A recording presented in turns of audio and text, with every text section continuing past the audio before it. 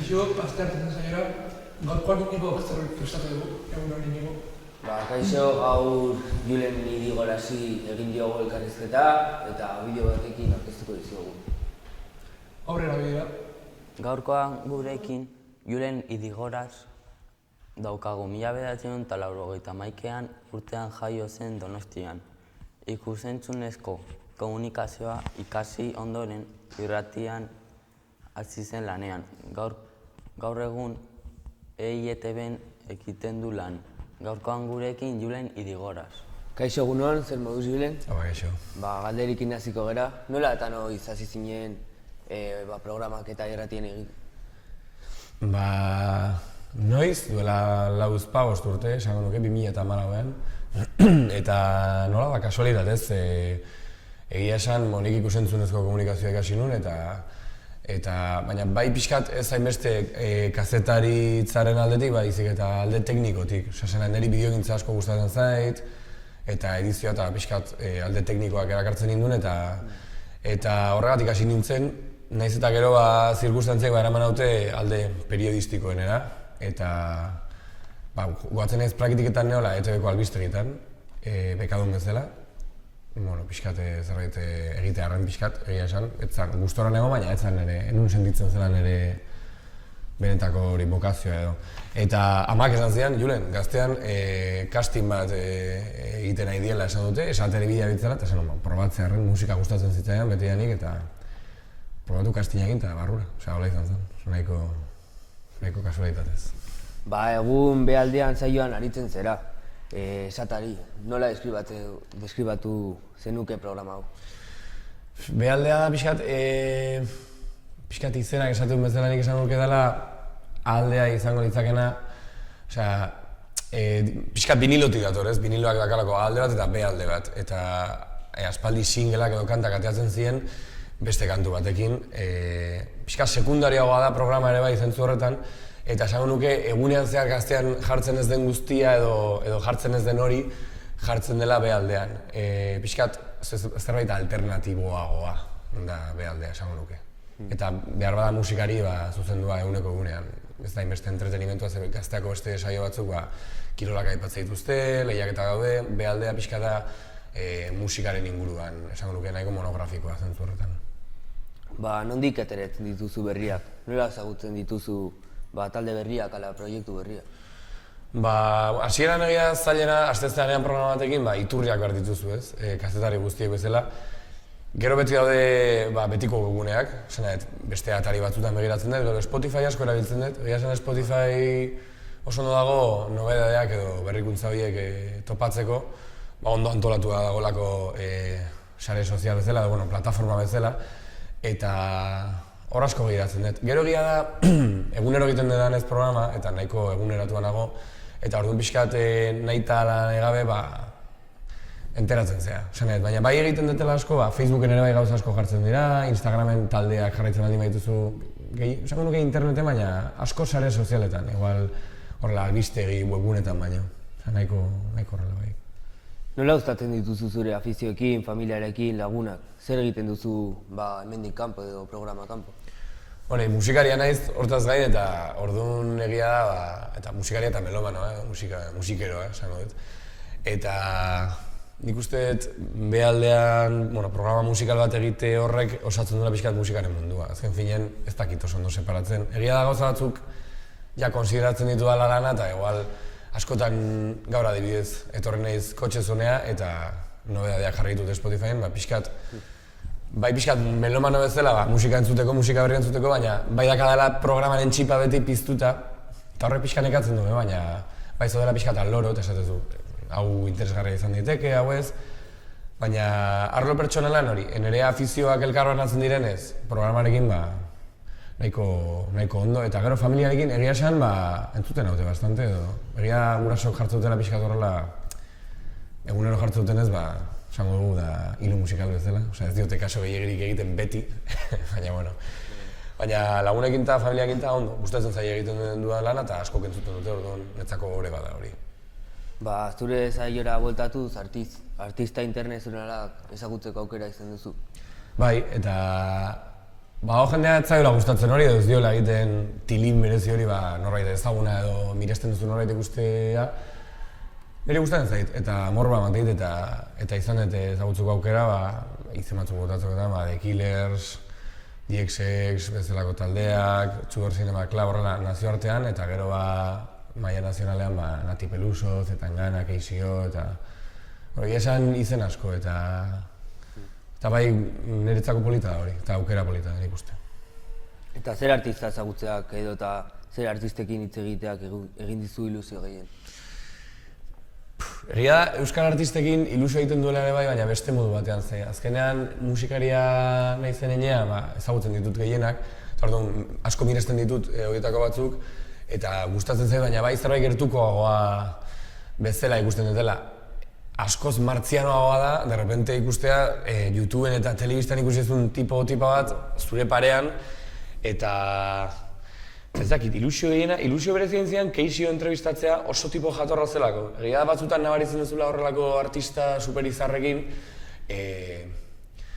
oso urruti daudela zu handik edo igual 1000 entrevista egin diotela eta ez dakitela oso ondo nortzeran, zertako ari zen entrebistatzen, eta KCOrekin Zetanganarekin ere pasa zitzaidan, dara tipo bat gero, bueno, karo, nire adineko tipo bat da, praktikamente. Hori askotan gertatzen zain niri, ikustet eta dia askoz gazteagoak ematen dute pertsonan, esan nahet, ez dituzu jainkotzen hainbeste, eta ez dakit ilusio berezia, baina egia bi artista horiek oso gertukoak iruditu zitzaizkiala, baina gero The Killers bezalako talde bat hor pare-parean eukitzea, eta berari eskoa ematea, oso fuertea, eta entrevistatu ez ditut entrevistatu, baina pasaren asteburuan 21 Pilotsekin egon nintzen, eta baita ere, hor, Aragi Ezurren ikustea hor zuzenea, bueno, nahiko anekdotikoa eta nahiko polita esango nuke. Nolakoak dira artistak hurbilean? Kontatu daitekeen anekdota baten bat edo? Esango nuke gehiena direla, espero duzuna baina jatorragoak, ze bai dakagu, famatuek badute fama hori, ez, pixka horrela, desatxeginak edo nazkatuta gaudela, baina ondo harrapatzen badituzu jatorragoak. Batzuk dira oso serioak eta horrek ez du laguntzen, ze gaina askotan ingelesez egin behar zaila elkarrizketa, oso famatuak bat imadia, eta inglesakin manejatzen ez, baina ez da gaztelania edo euskara bezala, eta horrek ez du laguntzen, baina anekdota bat kontatzearren, bago talde bat Britaniarrak direla, The Magic Gang deitzen dira, eta Britania handian petatu egin dute horrela oso modu bortitzean esango nuke. Eta behaekin egon, eta entrevista egiten nahi gintzen, entrevista egin nien, inglesez, bastante ondo, buen rollo, dakize. Eta entrevista bukatu zaren, de repente, konturatu ginen kamera grabatu zuela, baina audio ez zela grabatu. Orduan, bideoak ez zuen balio. Orduan, Warnerreko, beraien representantekin egon hor, eta pentsatu nuen, esan nien.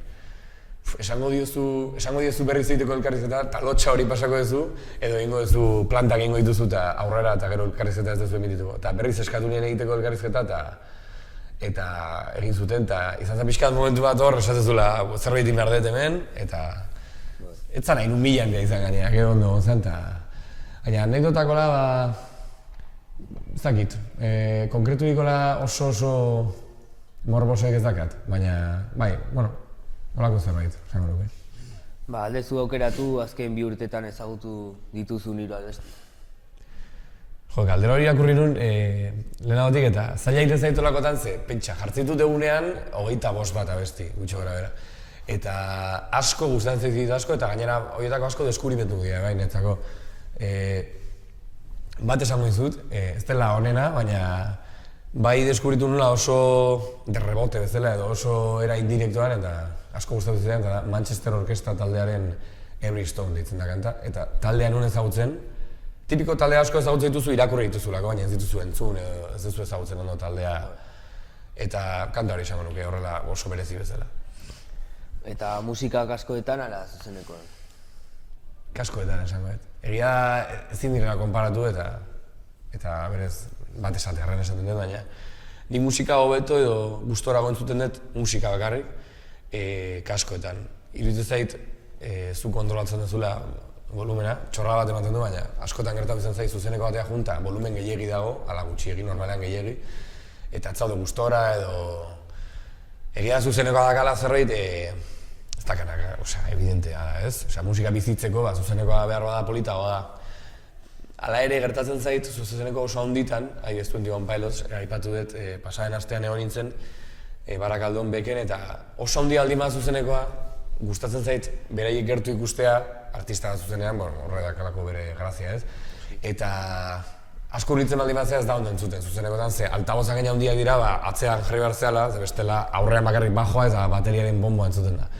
Orduan, eta atze begi jartzen baldin bat ez du oso ondo ikusten. Orduan, zuzenekoak izan behar du nik uste polita izateko oso konkretua. Sala handi baten, baina sala baten, ez horrela estadio baten. Baina nik musika nahiago dut orokorrean eta oroar kaskotan. Edo ekipo batean, baina estudioko musika edo disko bat entzun.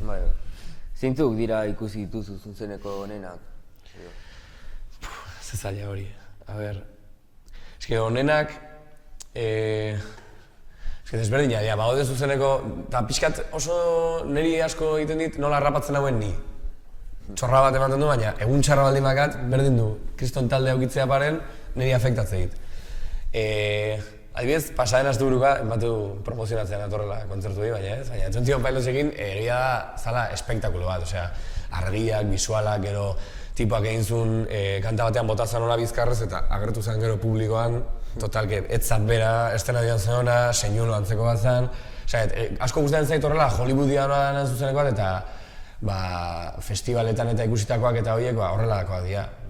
Gero gaztearen 20. urte horrenean ikusten nuen Limp Bizkit taldea estatu batuarrak dira eta nahiko kaineroak dira.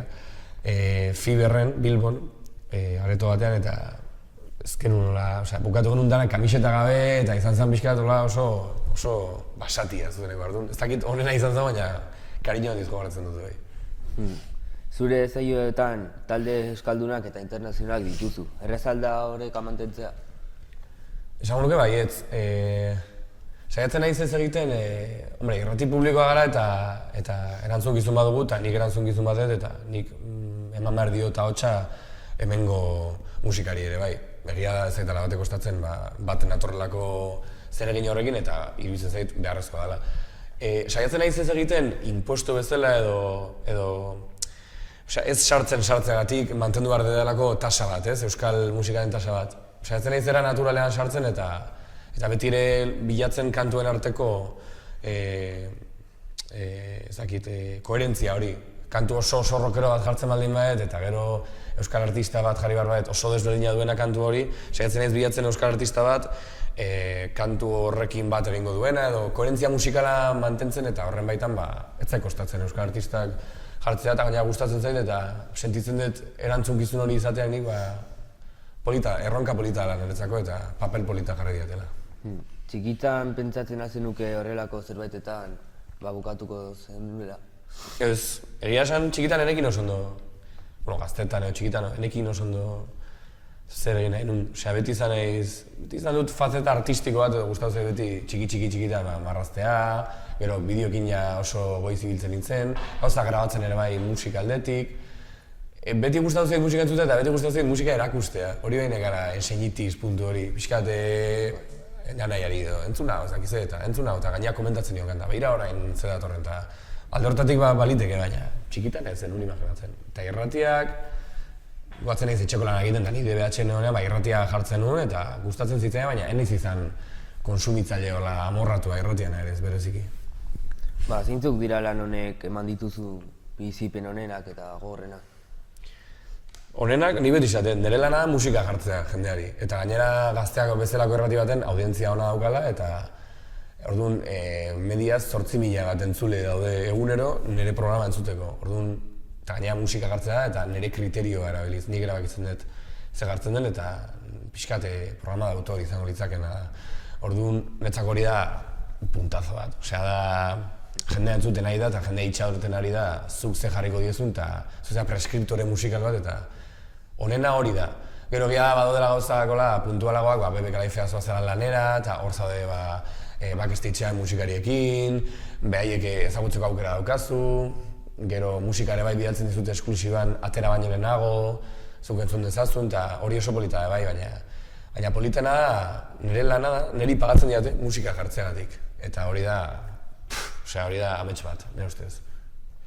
Zer esango zenioke zure berdina egin nahi du? Barkatu, gogorren ez dituz esan. Gogorrik ez dago horrela, osea ez da lan gogor bat. Bai dena gogorra da, beti zoela programan pentsatzen. Osea, ni sartzen ez danera 11etan, baina jekitzen nahi 8etan, jana pentsatzen gaur ze jarriko ez dakize, eta orduan pixka jatzen dizu hor egun guztia horrek. Ze badakazu presio hori, ni gutxienez gaixori jartzen baldin banaiz ez dago programarik, ez dakat ordezkorik. Orduan ez da zer pasatzen eta baja bat eskatu dezakezu edo zein lanetan bezala, baina bai dakazula dependentzia puntu hori programakin eta horregatik eskertzen da udaran programa ez dagoenean break antzeko bat egiten delako eta nik uste beharrezkoa dela. Baina alde txarrik horrela nabarmena ez dago, ez duk esango. Zer izango zenioke zure berdinak egin nahi duen norbaiti?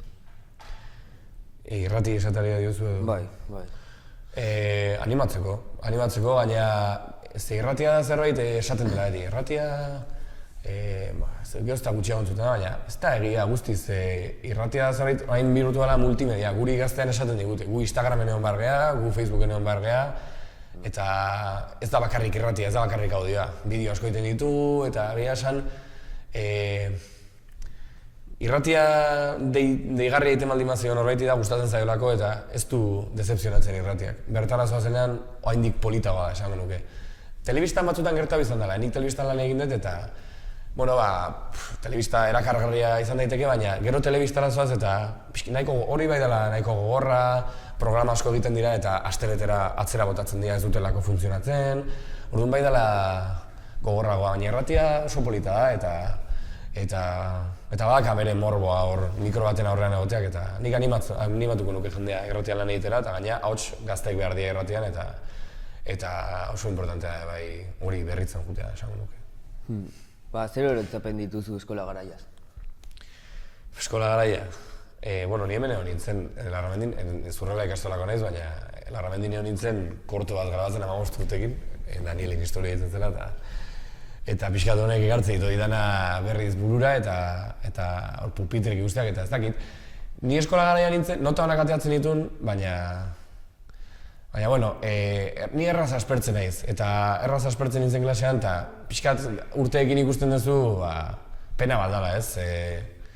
Hemen eskolako garaia oso garai polita. Behar bada momentuan ez zea konturatzen, eta, gaztean zeanean, pixkat pereza ematen du ikastola guteak, ikasteak, eta hori nahi gertatu zait, mundu guztiak ez da. Baina gero pasatzen denean, idealizatu egiten duzu, eta garai politua ez dela ikusten duzu, eta gero bizitzan ez dut esango gauzak okertzen dira, inondik inora, gero gauzak oso politak dira bai, baina eskolako garaia kariñoz gordetzen dut, oso ondo pasan nolako batez ere, eta bigurrikeriak inditu bai, eta askotan botan haute kalera, ez dela jarraitu behar den adibide bat, beti hitz egiteagatik, ez beti harrapatzen indutelako hitz egiten hona, ez zan horrela gauza haundik egiteagatik, baina, polita, eskola garaia polita, eta kriston parrakotan ditu nik, egia esan. Eta zer izango zenioke DBH lauko ikasuei? Nik esango nieke horrela, pixkat ikasketen hildoa jarraituz, nik uste, nik horretzen bat badakat DBH lauen honean, mundu guztia zegoen ez, batez ere orientazaiak eta orain batxillerra dator, gero karrera bat ikasi behar duzu, unibertsitatea, zer egingo zu zure bizitzakin, beti ez zait gustatzen esaldi hori, zer egingo zu zure bizitzakin zerbait egin beharko balitz bezala. Osea, bizitza aurrera doa eta gauzak ateratzen doaz, ez duzu zerbait egin behar zu, ez duzu volantea hartu behar, volantea ez usteakin nahikoa da. Nik uste ez dela obsesionatu behar DBH lauko ikasle bat, jakiteagatik zer izango nahi izan ditan, zertara dedikatuko naiz, hori iristen da, nik enekien DBH honean zer egin nahi nuen. Niretzako garrantzitsuena da pasio bat ukitzea edo pasio bat baino gehiago. Eta hori da bultzatu beharko litzakena eta bultzatzen dena nik uste gero ez da gehiago gustatzen zain dut zerbait hartu eta apostu egin horregatik edo egin hori. Naiz eta batzutan ematen duen ez duela enkajatuko edo musikarekin bezala ez, musikaria baldin bazea edo gustatzen baldin bazea zuen ematen du horrek ez duela diru emango eta ez dela ofizio bat edo ogibide posible bat. Ikusiko dugu gero ogibide bat izan daiteken ala ez, baina zerbaitek apasionatzen baldin bazaitu horri eman eta nik uste oso garrantzitsua dela gustatzen zaitun zerbait egitea, ez profesionalki bizitzan. Entrenatu izan daiteke, instrumentu bat jo, hizkuntzak ikasi, edo pelota bota paletan aurka, ez dakit, baina nik uste importantea dela pasio bat jarraitzea eta zure gogo guztiak jartzea gauza batean, gauza konkretu batean. Ba, eskerrik asko Julen, hau izan da dena, Zuei. eta ba, horrengo programa arte. Eskerrik asko Inigo eta Julen elkarrizketa gaitik. Eta oraingoan Ekaiek ekarriko dizkigu iragarri batzuk. Egun hori gai? Egun Aizol, gaur 3 albiste ekarri dizkizuegu. Lehenik, azeri bat oiotegi batera sartu zen Frantzian, eta oioak azeria akatu zuten. Ze oio trobiak eta azeria iso. Bai. Bigarrena, Mexikon lege berri bat jarri dute, kotxe barruan kaskoa erabili behar dela, eta taxi-besta bati multa jarri diote kaskoa ez eramateagatik. Gaur egun isunak eozerrezatik jartza dituzte. Bai. Eta hirugarrena, 4 metro terdiko bale bat aurkitu dute hondartza batean, 40 kilo plastiko zaramatzala bere tripan. Gaur egun mundua gehiagik kutsatzen dugu. Bai. Bueno, hauek izan dira gaurko 3 erorriak, eskerrik asko eta horrengo arte.